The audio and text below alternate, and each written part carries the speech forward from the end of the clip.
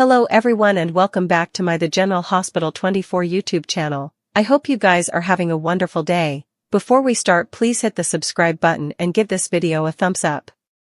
Laura drops by Lulu's new place and tells her how proud she's of her and that this is going to be an awful home. Laura can't stay but offers to come back laterally to help her unload. Lulu says she's good, and Dante appears. Dante says hello to Laura and also heads off to find the fuse panel to flip some switches. Laura can see that Lulu doesn't need her help. Lulu admits she enjoys Dante's company, but will always need her mama. Laura is happy she set up an awful home, but her home is also Lulu's home, always. They embrace, and Laura heads out. Dante returns and announces the electrical outlets are working, so it looks like she's back on her bases. Lulu says not relatively, but soon.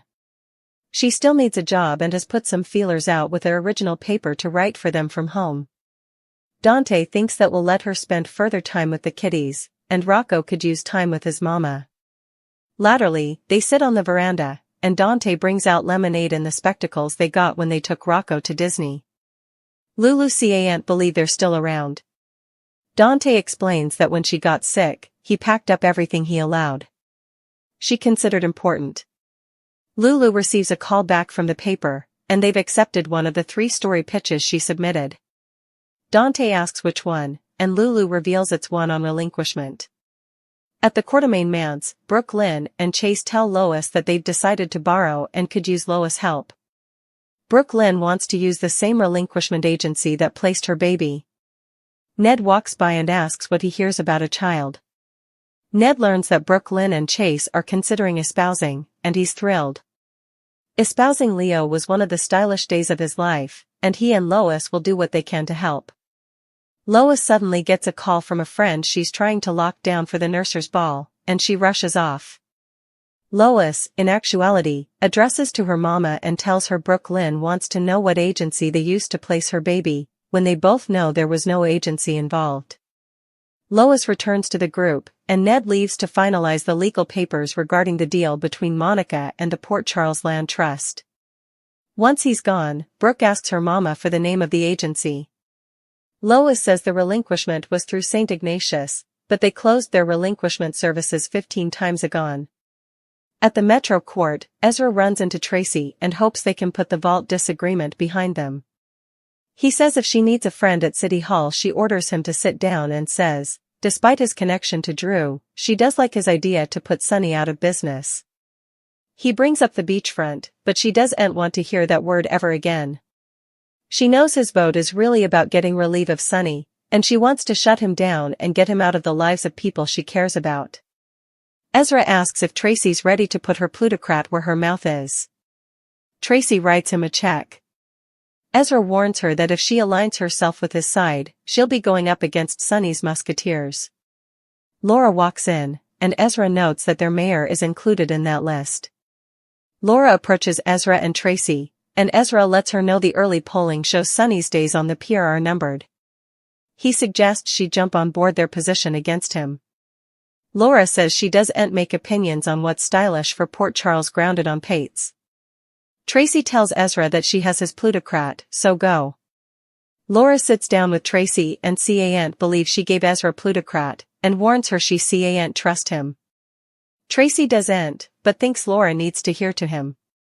Laura says Ezra is a panderer and asks if Tracy is so hopeless to get relief of Sunny that she'd work with that Joe. Tracy argues that Sunny has been a scar on her family and Port Charles for decades. Tracy says she wanted to advise Laura before she makes her position vocally known regarding Sunny and the vote. Tracy says clearing Port Charles of the cabal is what's stylish for the city. Laura warns chasing Sunny out won't get relief of a mob, and she believes driving Sunny out will invite someone much worse, like Jen Sidwell, to move by and take over. Tracy knows Sunny is the devil they know, but she's willing to take the chance on a new devil. Laura says Ezra wants her abdication, and asks if Tracy does too. Tracy assures her she doesn't, but Laura should part herself from Sunny while she can. Nina and Portia meet to plot against Drew. Portia calls Drew a master manipulator. Nina complains that Willow sees him as an idol, and she has no idea who he is and what he's done. Portia says if Nina knows commodity that can drive them piecemeal, she should tell Willow.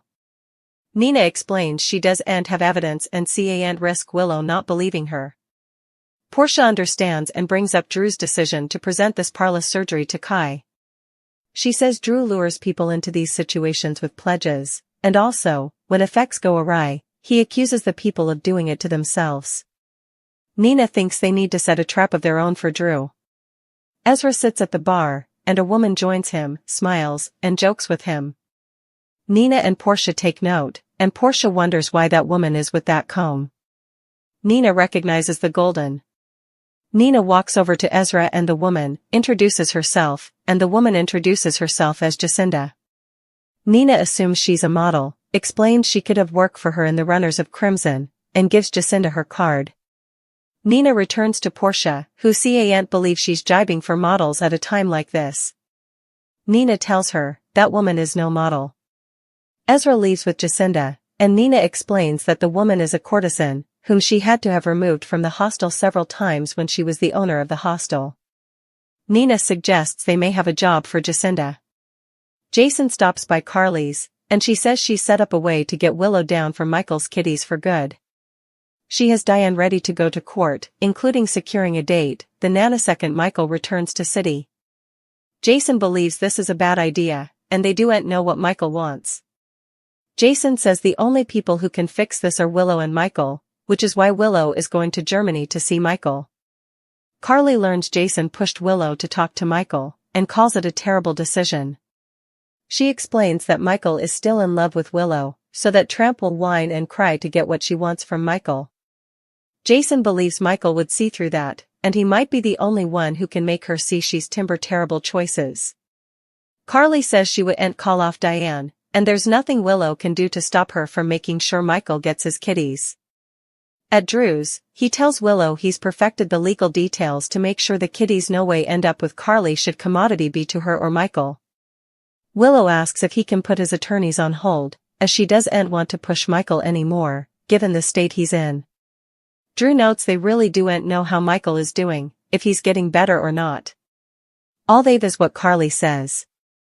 Willow tells Drew that before this goes any farther fairly, she needs to face her hubby. Drew is stupefied and calls this a bold move. Willow says if Carly is lying about his condition, also she needs to know so they can figure out how to move forward. Drew doesn't know if Michael will want to talk to her, but Willow says all she has is Carly's take on why Michael served her divorce and guardianship papers, so she needs to hear Michael's side. Drew says she's no way mentioned wanting to see Michael ahead, so what changed? Willow admits she talked to Jason. Drew insists Jason cannot be trusted and is only looking out for Michael, but Willow believes he's right about this. Drew admits Jason might have a point, and this could bring peace. Drew suggests he go with her, and they make a trip out of it, but she wants to do this on her own. However, he'd take it the wrong way, and he wouldn't be wrong if Michael set up he came with her. Drew tells her that he supports her 100%, but easily his face shows concern. Drew tells her how proud he's of her and that he'll miss her. They kiss, and effects turn passionate as they head to the bedroom and make love.